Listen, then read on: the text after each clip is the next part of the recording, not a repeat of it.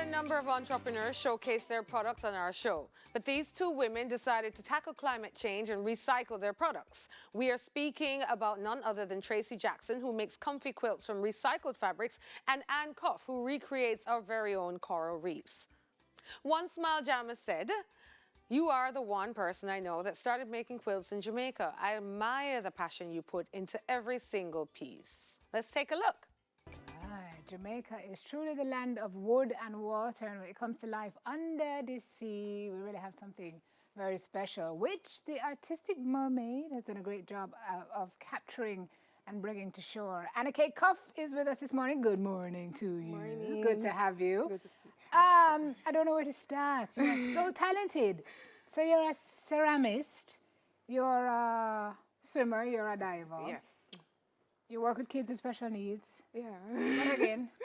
I think that's maybe it. Well, that's enough. That is. You know, I don't know if we have enough time to go through all your accomplishments this morning. But this is a very interesting story how you started doing this. You decided you weren't going to go to sixth form, you're going to go to Edna. Yeah. Tell me a little bit about what inspired your passion to go into art. Well, actually, I used to do drumming originally. I used to play the drum set at Edna Manley.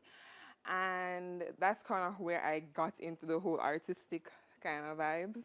And then when I was in fifth form, I decided that I didn't want to do any like teaching or any of those typical like not kind of jobs. Not your team. Yeah, so I decided just to go straight into the arts. And I went to Edna Manley. I wasn't even sure yet if I was going to do visual arts or music because I applied for both schools and I got into both of them, so I had to choose. At the time, I chose art because I was really shy and I couldn't imagine playing in front of a whole crowd of persons, so that's how I went to art. Yeah. But I still had to talk about my work anyway in front of Yeah. I mean, here you are today. So, I mean, it just shows you that with success comes that need to speak about what it is that you do. Even though, to be quite honest, Annika, your work kind of speaks for itself. It is beautiful. Thank you. Why this love of the sea and all things marine? Well, I always loved swimming in general because I used to swim from as a child. And then as I grew older, my passion and love for the ocean kind of became more intense. So at first, I used to, when we got the freedom to do what we wanted to do in our third year, I created sculptures just because of the form, really. I wasn't really thinking about putting any meaning behind of it. But for my final year exhibition, what I wanted to do was to raise awareness for the coral reefs. Right. So because I go diving and snorkeling and basically explore the water world. The sea, yeah. So I wanted to basically bring the underwater world to the surface so persons could see what's happening and gain a sense of appreciation and admiration for the ocean and ask questions like, so for example, a piece where I will show coral bleaching happening. A lot of persons see the white and think the white looks beautiful and nice. Show us which piece. Like say this one, for example. So tell me what that piece is saying, because to the untrained, unmarine, unappreciative of water eye, it just looks like a coral reef, but there's something going on here. So the colored sections would be where it's still healthy and there's still life happening. All the white sections is basically when it's going through coral bleaching. So coral bleaching is when the ocean gets too warm and they release the algae inside of them that gives them the color and keeps them healthy and alive. And then the green parts that you see is actually the moss that's growing on the coral. So that coral is in trouble? Yes. Oh, okay. So basically what I want to highlight, the fact that corals are in trouble and we need to do something about it. You're starting a discussion with your pieces. That's fantastic. What is this? It's a sea anemone. Who what now? A sea anemone. Sea anemone. Yes. What is that, please? Well, I mean, other things that I do under the ocean are just kind of like take different aspects of the ocean and kind of create sculptures. So I was just like, I saw a sea anemone once diving, and then I saw images of them, and I decided that I want to do a series of sea anemones. I love how you capture the movement of it. What is this? It's a sea urchin. Figured, don't step on those. Love how you've made the wine cork with this, and just the movement that you're able to capture. This is just the inspiration for this. It's a tridacna clam. Oh, Jesus. Lady, you're taking me back to school. Which is a what now? It's a type of clam under the ocean, a giant clam, A giant basically. clam. And what are we looking at over here? That is another like a coral composition. So this is the mustard hill coral, and then these small parts right here would be the club finger tip corals, and then the green part is the moss. I love how you've captured it in the earrings as well. Can you take one up so we can just show it? Okay. So I have these things that are, I guess, easily sellable. So I really want to do, I like the making sculptures and large pieces, but it's not as easy to get them sold quickly. Right. So the small things like the earrings or the bottle stoppers are things that persons usually buy quickly. If you're into starfish. Yeah. And this is also very cute, very trendy, and you make rings Yes. as well. So there are rings there too. Okay. Yeah. Like a muggle one for you. All right, guys. That's in the process of doing what you're doing. I was making a brain coral, a small brain coral. So basically, to make the piece, I create the form first, and then I kind of drew the lines for the brain coral, and then I started to carve it out. How long does that take? I'm saying to make it, it was probably like 5 hours. But then It's so intricate. Yes. But then the important part of ceramics isn't just the making part, because after you make it, it has to dry, and then when it's dry, you get it fired. And then after it's fired, you have to paint it, which is when you glaze it, and then you have to fire it again. So you'll have a lot more to it than just It's not well for work. This is what Hanneke is trying to say. And then it's so amazing. You kind of take the snapshots when you go down, right? Just when you dive. You kind of come back up and remember what's in your mind's eye, and then you... And I have a GoPro also, so when I go down, I take images and videos and everything. Okay. Yeah. Wow. This is fantastic work, young lady. Thank you. Where do we get a chance to see more and to get stuff from your collection? I have a website, theartisticmermaid.com, and I also, I'm setting up the store on that part right now. So the store isn't set up just yet, but I post everything that I make on Instagram, and if you're interested there, you can contact me or anything, email, call. And we find you at Artistic Mermaid? Yes, theartistic.mermaid. Okay, gotcha. Thank you very much. Thank you. Good luck to you. Very talented. Annika Koff with us this morning, The Artistic Mermaid. Look for her on social, check out her website, and patronize her business, please. Tracy Jackson Blake, who's the founder of Because It's For You, she uses recycled fabric to quilt and do some other things, and she's here with us this morning to show off some of her handiwork. Good morning to you. Good morning. Welcome to Smile Jamaica. It's good to have you. I want to wrap myself in one of your quilts right now. Please do. Fighting the urge to, but tell me a little bit about your business. Because It's For You is a very personal name of a company. Tell me what's behind that. Yes. Okay. Well, a friend of mine, this was years before I started quilting, a friend of mine who's always been cherished received a Christmas gift from me. And it was just a little decorative Christmas item that her kids would enjoy, a little dancing Santa or what have you. And she was so confused as to why I would buy her this electronic thing.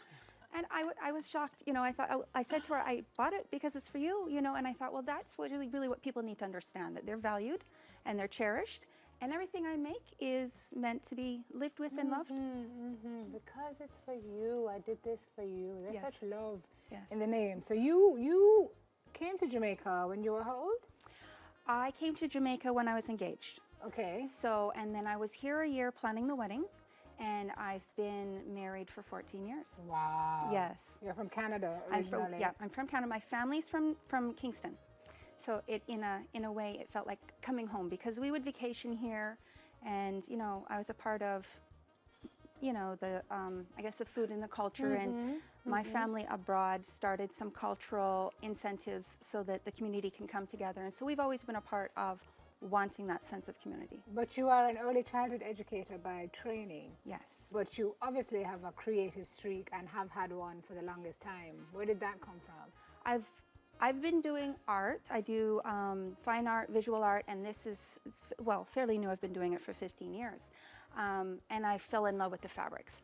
It's been what feeds me. Yeah. Whenever I've had a little dull spot in my life, I go back to doing my art, and it revives me. Yeah. And so now I've decided to do what I truly want and have always wanted to do. Our early childhood is my life. I have 3 children.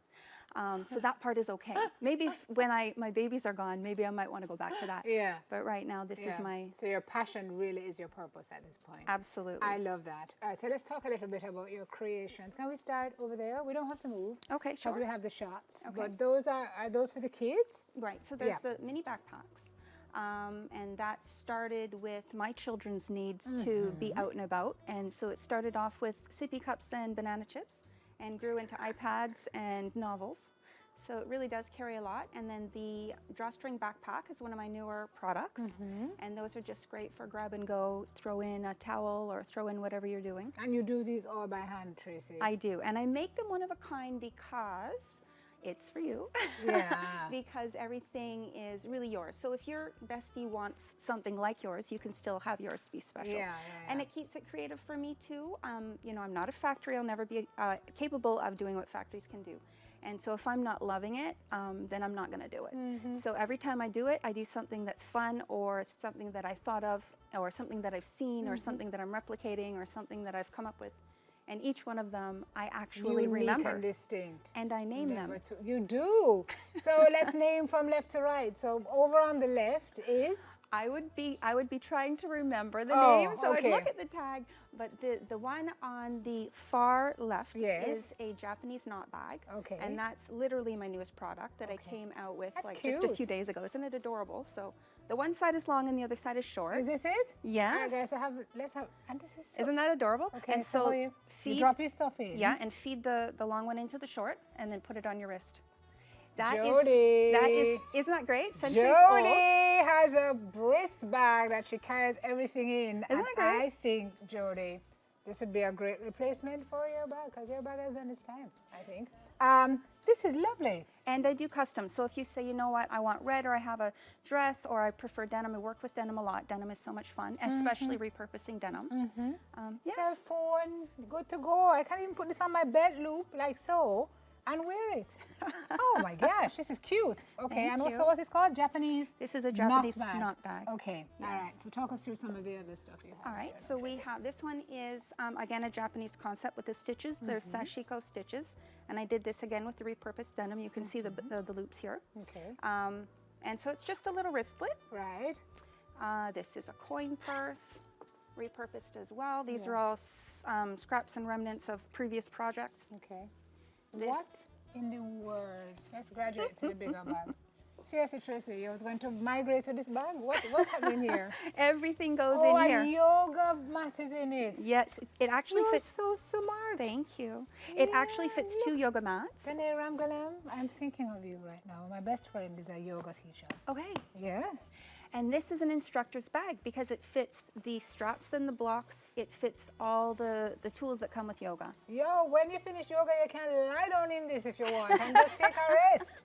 I love this. Thank you. Perfect. And you have it in different types of fabric. Right. It's very easy to carry. And then each bag is, this one is Flourish, is named. And this one, if I could remember the name of it, this one is Bless. Yeah, so it comes with its own little Zen vibe. Love this. Love, love, love, love, love. Thank you. All right, and we have more bags here. Right. This is from your newest collection. Nice. Very cute. This one is a shopping bag. So yes, it's cute, and I wanted it to be fashionable so that whether you're doing mall shopping or just out and about, you have a pocket for all the different places you've been. Yeah. And then we're getting to my favorite part now. Okay. I'm going to open this up. Thank you. This is a quilt, which is this is screaming picnic. Yes. Please take me on a picnic. And then the other side is filled with all sorts of good, happy stuff. This stuff is so happy. Happy, happy. Thank you. And warm, but that's an aside. Love this. And so the quilts you do by hand as well? I do. So I machine sew them, and I do the original technique, which is the hand quilting. And I think that's the charm of my work, is that I literally get to sit with it and kind of meditate a little bit. And this reminds me of grandma and home and just love. Yes. Yeah. It's sort of a throwback to cherishing home and family. And I think that, you know, we do cherish home and family, but we're also busy. Yeah. And so it's just a little remember. So this goes to the beach. Yes. It goes outside on a picnic. Yes. Tea drinking blanket, book reading blanket. Yeah. Fantastic. Your stuff is really lovely. Thank Where do you. we find you to patronize? Okay, so I have a few of my items at shop number 5 at Devon House, and that's Art Connection. A few of my items at My Jamaica. A few of my items at Tailored for Babies, and I can always be contacted on Instagram if you type in because it is separate words because it is for you. Then I post where I'm going to be. Founder of Because It Is For You, Tracy Jackson Blake.